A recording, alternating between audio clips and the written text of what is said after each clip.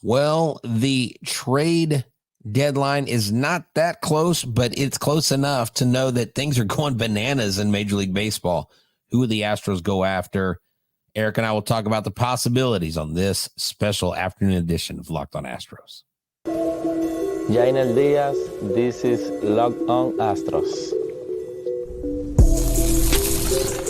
Hello and welcome to Locked On Astros, your daily Astros podcast. Here are your hosts, Eric the Man Huysman and Brett H-Town Wheelhouse Chancey.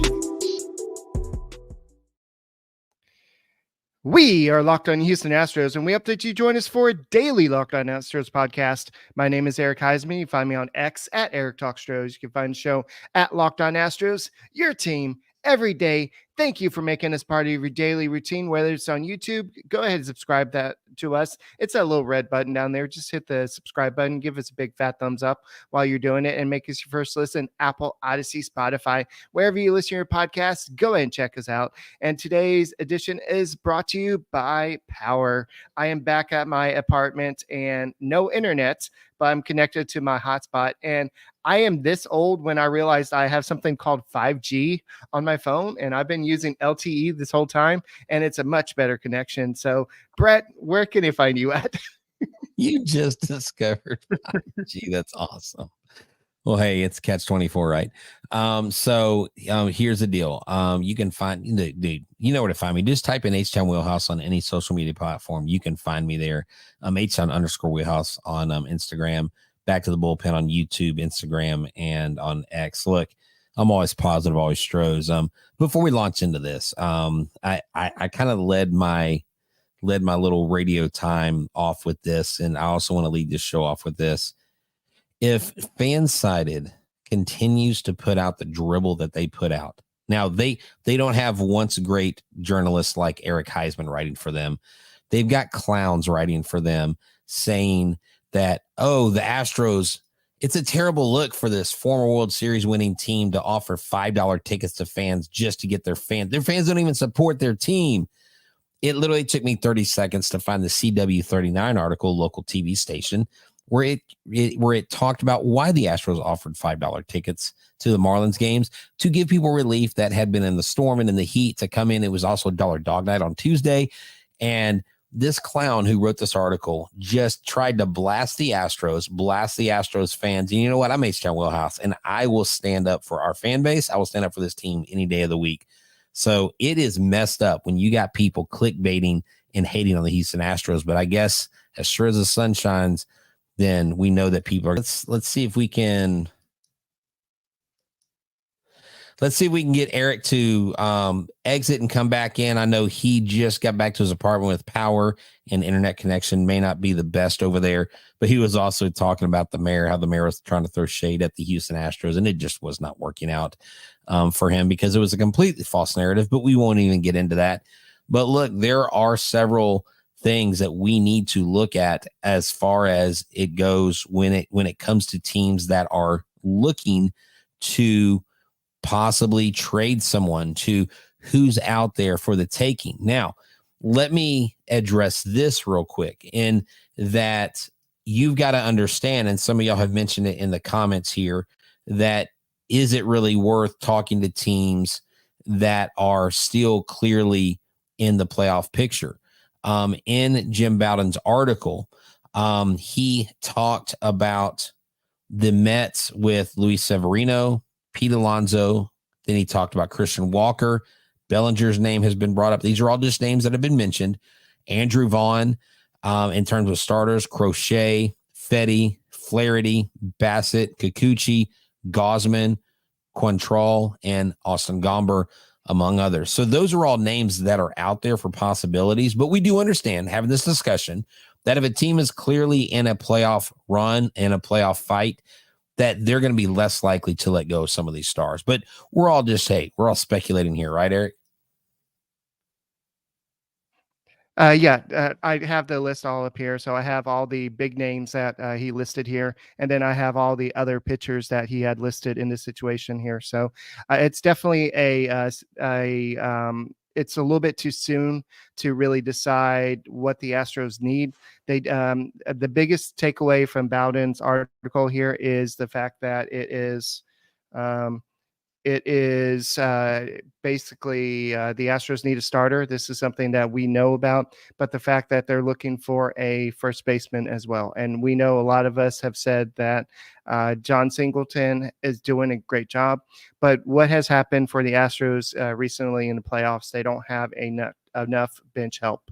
So if you get a first baseman, that's somebody that can hit, somebody that can play good outside of whose name wasn't Jose Abreu, and you can put him at first base, and that opens, you got a more confident John Singleton now that can DH for you, that somebody that can come off the bench, give you that big home run in the playoffs if you make it there. So I think that is what Dana Brown is thinking about. And so he, like we talked about yesterday, it has to make sense for both teams. And we were talking about before the podcast, the Mets are just a half game behind in the wild card right now. Yes, they're 13.5 games behind the AL NL East, but the Phillies have the best record in baseball. And if you're looking at the Diamondbacks, yes, they're 9 games behind the Dodgers, but they're not that far back in the wild card. So both those teams have to decide. And it's not just about this year. It's about these guys are both free agents after this year. So it's the Shohei Ohtani situation for the Angels last year. Do they hold on to him with the hopes of re-signing him next year? The Astros are basically in the same situation with Alex Bregman. It's pretty clear. And I think Roflo was talking about this on air on the MLB Network today. It's pretty clear that he's going to be playing elsewhere next year. So the Mets, the Diamondbacks just have to make that decision. Are we going to just take the risk of not getting anything back for these star players? Christian Walker is having a great year. Pete Alonso is not having his typical year, but he's still having a good year. He could be a good addition to the Houston Astros, but definitely a good situation if the Astros are able to pry one of these guys out of their hands. Yeah. So, to kind of give some, I guess, foundation to this whole conversation about, who's out there and what, I mean, obviously the Astros need a starting pitcher. You mentioned that, but I'm just telling you right now, Alex Bregman, I'm writing Alex Bregman until his contract is up. The reason why is you do not have a third baseman to replace him. To me, if you think that you can win this year and you think you can get to the World Series this year, there's no way in heaven that you let go of Alex Bregman this year. You leave a massive gap. If you think first base is a hole, you take away your only third baseman, and don't fill me with thoughts of DeCenzo or Wagner or Whitcomb filling in at the major league level and a playoff level. If we don't think Singleton you can ride Singleton into the playoffs, you're not going to ride a minor leaguer into the playoffs also at third base. So to me, the Alex Bregman being traded as a rental, he's going to have to go to a contender. That contender is going to have to give you something back. And if they're contending, they're not going to give you anything back as far as prospects. Now, I mean, the only team that has a ton of prospects that you could get back would be the Orioles, and they're not trading with you because they have their third baseman. They have their infield shored up. I don't see the value if you're in a win now mode. If you are going back to the World Series and that's what your focus is, Alex Bregman absolutely has got to be a part of that equation. You don't get there without Alex Bregman, in my opinion. Yeah, I agree. But I'm saying that if you want a starting pitcher, what if you do have to trade somebody like Alex Bregman? Well, I think if you want a starting pitcher, though, you need controllable years and you need a young arm. Right. You're going to have to, but he doesn't have controllable years. He has a half season under his belt. So Alex Bregman to me is not a package for a starting pitcher is Jake Myers, Spencer Arrighetti, AJ Blueball. I mean, a good starting pitcher, Crochet. It's going to take a lot.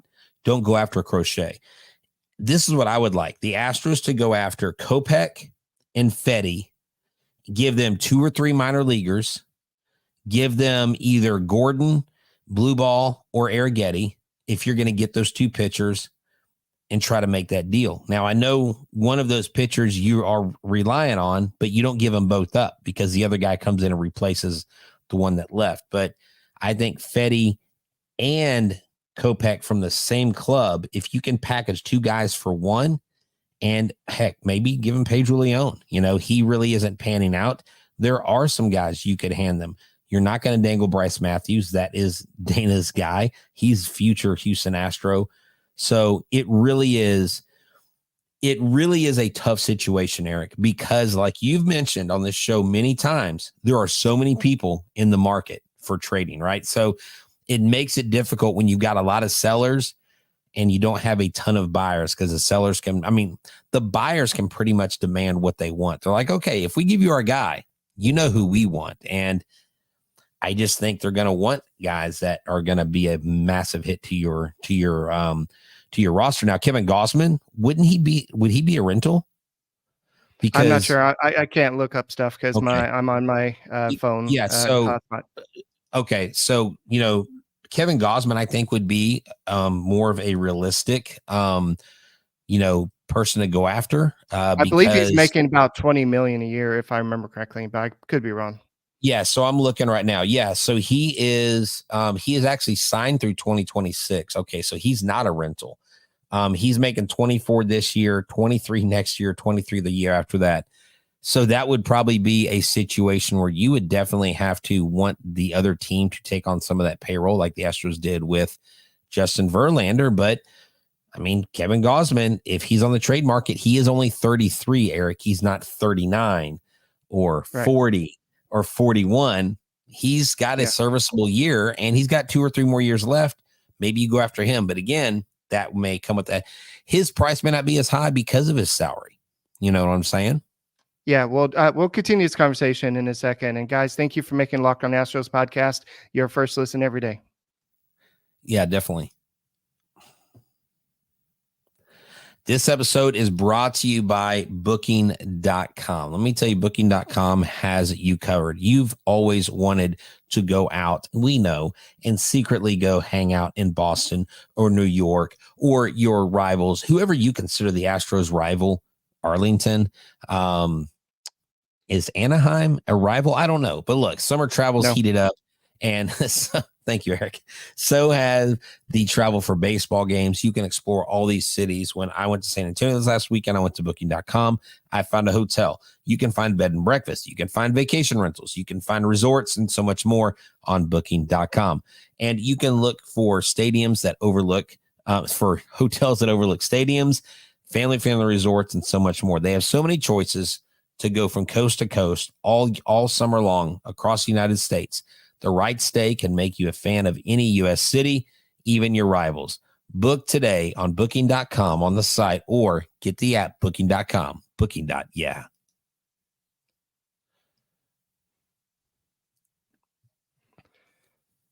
All right, guys, thank you for making Locked On Astros podcast your first listen every day. Whether it's on YouTube, go ahead and subscribe to us. Go and make us your first listen, Apple, Odyssey, Spotify, and go ahead and become an everyday or somebody listens to our podcast every day. Check out Michael Connor on Locked On Astros podcast as well. And just go and check us both out on the Amazon Fire TV stick. Just go and search the free channels app. So to go back to your conversation with somebody like Kevin Gausman, who's got multiple years left, that's going to be somebody that's going to cost a little bit, but if you want to take on if you want them to take on some of the contract, you're going to have to give up more prospects. Right, you would have to give up more, right, and that's why I said at the end, like, if you just take his contract on, then the price wouldn't be high. And although I'm willing to look at Myers as a trade piece, Eric, he's the third best outfielder and outs above average with 8. So. But you're going to have to trade somebody to get somebody. That's what I'm saying. Gausman has control, and that's what a lot of pitchers don't have. And so, yes, it's an expensive contract, but you're going to have to trade a lot to get somebody like Gausman versus somebody that's a free agent. So don't discount the fact that he makes a lot more money, because if you look at what starting pitchers are making nowadays, 24, 23, whatever it was you said, that's a decent contract right now. Yeah, but I mean, if you still owe the guy $46 million, you can't demand a ton from a team because they're taking on a $50 million basically addition to their payroll. And so that thus lowers his value. His value is high in who he is and what he brings to the club, but his value is lowered by his contract. That's why when we talked about people talking about wanting to trade Alex Bregman last year, well, he's getting paid 33 a year. Nobody wants to take that on. So if you're going to have a club take on that 33, his trade capital is a lot lower and has a lot less value. And it's not necessarily so. And I think club control is more valuable when it's a younger guy that's under club control at a discount. Let's just say Loper Fito has a ton of control, right? If he was studying out and hitting 333 and had 15 home runs, you know what I'm saying? Like his control, you could get a king's ransom for that. I don't think it would take a king's ransom to get Gausman. I think the Blue Jays would probably want to get him off their payroll if they're trying to rebuild. They would want some minor league capital. I think it would take a lot more minor leaguers and a lot less. I don't think it would take major leaguers to get Kevin Gausman because of that $24 million contract per year that he's getting.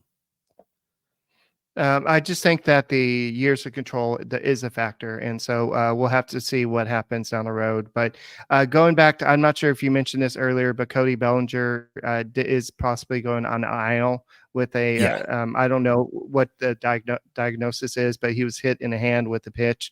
So that's likely taking him off the market. Andrew Vaughn, he's somebody that if you would ask me 2 years ago, maybe even last year, I've been like, yeah, let's go get this guy. He's a good first baseman. He's got some power, but this year he's not very good. The White Sox are not a very good team. So that would be a kind of I would just stick with John Singleton over Andrew Vaughn, but Andrew Vaughn is younger. He does have years control. Yeah. But would you take his 240, 11 home runs, 43 RBI and his 34? What's his OPS plus? His OPS plus? Wow. I don't know. I just saw a basic stat. I would have to look that up. Because John Singleton is at 100. So John Singleton is an average baseball player. Okay, so his OPS plus is 95 right now. Boo, John Singleton's better. Okay, Eric, you got me on that one. But no, I didn't know. I didn't know who was, because he signed through 2024, 1 year, $3.25 million. That's a pretty low cost for a first baseman. If you're going for a veteran, if you're going for someone else, look, if you're going to replace Singleton, you've got to get better. Vlad Guerrero Jr., Pete Alonso, guys like that, Christian Walker, guys like that. But, right now, why are the Mets selling? And like you mentioned, and like other people mentioned, why are the Diamondbacks selling? I mean, they are clearly in a race. And if you get to the playoffs as a wild card, you have a high probability of making it to the World Series. A lot of wild card teams have made it. Wild card teams have even won. So, and that NL West is a bit schizophrenic in that you have these teams that are champions and they win and they do all this stuff, but they somehow like the Dodgers. Do we really trust that the Dodgers are going back to the World Series? I doubt it. I think the Phillies all day are the National League representative. There's nobody that has a stronger lineup. There's nobody that has a more veteran presence, and their pitchers are absolutely crushing it. The Phillies, I think, are the odds-on favorite to make it to the World Series. But the other teams, they'll get there in the playoffs. And once you get to the playoffs, you have a chance. Yeah, definitely. So I think that goes back to what Dana Brown said. It has to be upgrade. It has to be somebody that makes sense for them. And it has to make sense for both teams. And so I just don't see if the Mets are going to trade Severino and then also Alonso, that means that they feel like Alonso is not coming back. There is a 0 chance that he is coming back. And they may have already had this discussion that we don't know what's going on behind closed doors.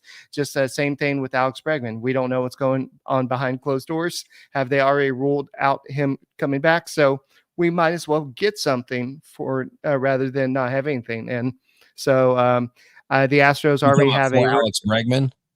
No, yes and no, but for Alonso. Okay. Okay. Yeah, for the Mets. And yeah, I have a hard time believing that these names, and the reason why we mention them is because they're mentioned in the media. They're mentioned by the guys that people listen to. Bowden, I'm not a big fan of his. I know he's a former GM, but man, I don't know. Like, look, I'm not perfect, but some of the things Bowden has said have really never come to fruition. But it is something to be talking about. John Heyman, who has me blocked on X, that's awesome. Heyman's had me blocked for like 3 years because I got onto him for hating on the Astros. And actually, his block mechanism is basically really geared towards people in Houston who call him out on his bullcrap. But these guys talk about it. Why? Because they talk to agents, they talk to different people.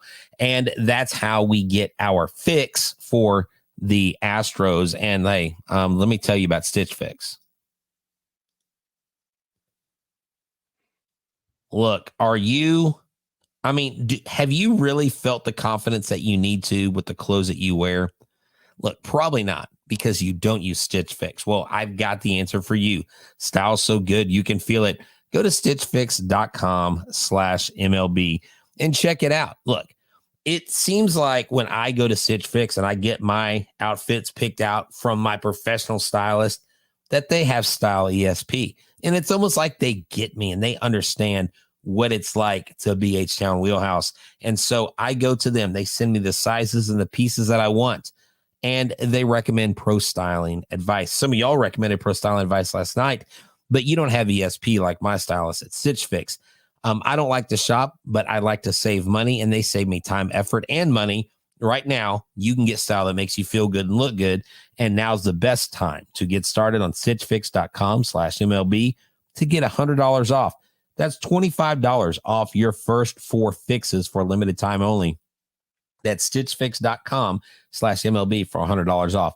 Stitchfix.com/MLB. Must redeem within 7 days of sign up. This does not include kid fixes. Go to Stitch Fix now. I'm at a loss of words. What? Stitch Fix has ESP. Have you, Eric? That was a perfect read. That was a perfect read. What are you talking about, dude? Why are you hating on me, man? That was a perfect read. I know. I was just like laughing. Anyway, so let's just buy or sell. Alonso Severino. If the Mets decide to sell these guys, it's a yes for me. And it's going to take a big package, especially to get those two players combo. But that would solve both needs right there. I'm selling, because I think if you trade for these two players together, I don't know that. I mean, I don't know. I'm gonna push on that, because I don't know what they want. I don't know what they need. I know what they've gotten from us in the past, and they got a pretty good deal. That's 2 outfielders. Yeah. Yeah. So, I would rather, instead of buy or sell, I would like to do the number of 1.5 trades, over or under, for the Houston Astros. And I'm going under. I think the Astros want to be over on the 1.5 number, but I'm thinking they get at least 1 trade done for one person. I think it's a starting pitcher. But what about you, buy or sell on Christian Walker? He is the guy that I've wanted kind of for a couple of years now. I think that he is the answer for the Astros. If they don't trade for him, I think he would be a perfect person to go sign as a free agent. If Alex Bregman walks, you can go ahead and sign him as the first baseman or something, because Dana Brown essentially said today, because or whenever it was yesterday, when he was asked, do you see Joey Loperfido playing first base in 5 years? He said, no, he is an outfielder. And so he is not the answer at first base. And if they don't have the answer at first base, they've got to find somebody. And Christian Walker, he's crushing. I think he already has 20 something home runs this year. Oh, he's having a hell of a year at the plate. I mean, Christian Walker is definitely the cat's meow when it comes to free agents, especially a power bat at first base, Eric. But I like Stokey Beats says, Gausman. I still think Gausman. Look, if you're telling me buy or sell on Gausman, I say buy every time. because you're going to have to take on that salary. Eric, are you buying or selling? See, look, I like the Fedde Kopech combination. I think Crochet Fedde or Crochet Kopech is less likely. I don't think you could get both. You don't think? I think you get both Fedde and Kopech. No, I think that Kopech is somebody Crochet. Oh, Kopech. Okay. Yes, Kopech and Fedde together, not Crochet. Okay. And Fedde. I'm talking about Eric Fedde and Michael Kopech in a package deal. I would do that every day of the week. Okay, I still think the Astros have already been kind of linked to Chris Bassett. That's a name to kind of watch out for. Cal Quantrill is somebody that I think fits what the Astros tend to do. The type of player they go out for. Kikuchi is somebody that I would think the Astros might go out and target. He's somebody that either has a good start or has a terrible start. But I think that he is somebody the Astros could probably fix. I think he had 13 strikeouts the other day. Austin Garmer is somebody that I don't really have any interest in. No, but I think so. So if you look at both Bassett and Gausman, both of them are making 20 plus million this next year. So Bassett is he's making 22 this year, 22, and then he's done unrestricted free agent in 2026. He is 35. He's a little bit older. If you look at his stats this year, how he's doing, he is 8-7 with a 3.52 ERA. His WAR is 1.08. I don't have his ERA plus, but he has given up 42 runs. He does have 100 strikeouts and 8 home runs, but he's 8-7. The 8-7 record may have to do more with the Blue Jays' lack of winning when he's on the mound. But I just think at the end of the day, the Astros, if they're going to compete, they have to get a starting pitcher. I don't know if Quantrill will be. I think he would be a guy that I would go after. I think he's proven his worth no matter where he's gone. Right now he's with the Rockies. He does have 2 years of arbitration left. So the Rockies are probably going to want a little bit for him. He'll be 30 and 31 in the next 2 seasons. He was 16-5 in 2022 with the Indians. In 2023, he was 4-7. I think he might have had some injury issues because he only threw 99.7 innings. And in 2022 is his most in 186. So he's only at 102 innings right now, Eric. He may be someone to look at. And he's had success outside of Coors Field. And I think if a pitcher can be somewhat successful in Coors Field as their home ballpark, he might be a desirable target.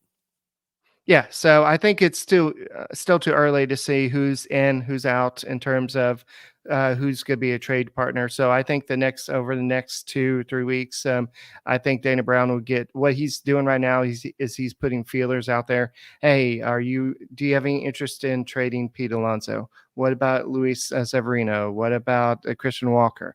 And he's having these conversations. They're saying, well, hypothetically, if we were to work out a trade, what would you want in return? And so both teams are looking at it. So what I think we have is reports from multiple sources to who is this Bowden, just basically saying that this is what the Astros are looking at. And so it doesn't mean that the other team is interested. This is just what the Astros are possibly looking at. So they could go out. I think this regime has been a little bit more quiet, and things kind of come out of nowhere and kind of surprise us a little bit more.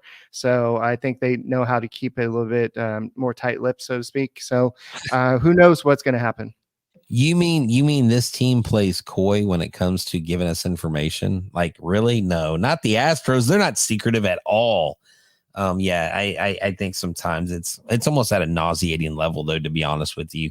Now, I don't expect Dana Brown to come out and say what they're looking for, who they're talking to exactly.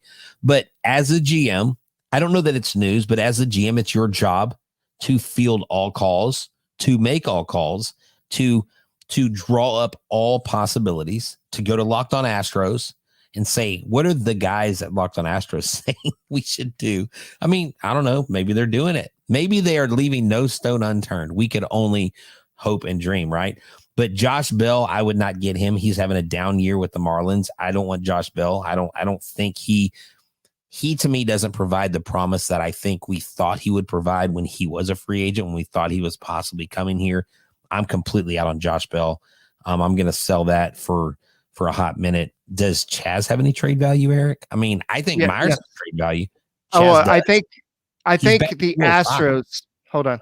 I think the Astros will have to trade one of their outfielders because of this fact.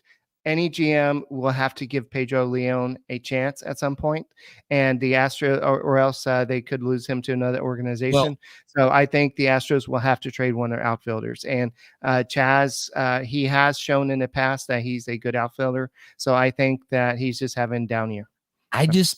But that's what I'm saying. He's having a down year. I don't think Chaz, like, if you tell me you're offering me Chaz in a trade package, I'm going to say, what about Jake Myers? Like, I'm not even going to consider Chaz. I think he's terrible at the plate this year, striking out way too much. He's not having a good year. Now, if you get him off of the World Series win in 2022 and the amazing catch, you get him in a hot 15, 20 game stretch around the trade deadline. Yeah, you could probably snow a team and tell them how great Chaz is. But right now, the proof's in the pudding, Eric. Myers is hitting again. Myers is crushing the ball. Yeah, he doesn't have a great arm. Someone said everybody in this chat would have a better arm than Jake Myers, but I doubt any of us would have 8 outs above average as a center fielder in Major League Baseball. And I would absolutely hate to lose Jake Myers because I think he provides an excellent defensive option in center field, Eric. But I don't think Chaz has really much trade value unless it's in a multi-person package. Yeah, and he may be just a throw-in, and maybe he just needs to change the scenery because Jake Myers has taken a lot of playing time this year. You have Alvarez playing a little bit more left field. You have Dubon playing a little bit, and then you have some guy named Joey Loperfido playing a little bit more. So you got to make room. And so I think another team will go off of what he's done in the past and hope that maybe he could turn things around. And guys, thank you for making Locked On Astros podcast your first listen every day. Brett will be back later, hopefully after the Astros take care of the fish tonight. And go and continue to subscribe to us. Make us your first listen. Apple, Odyssey, Spotify, wherever you listen to your podcasts. Check us out, and we'll see you later. Go Astros.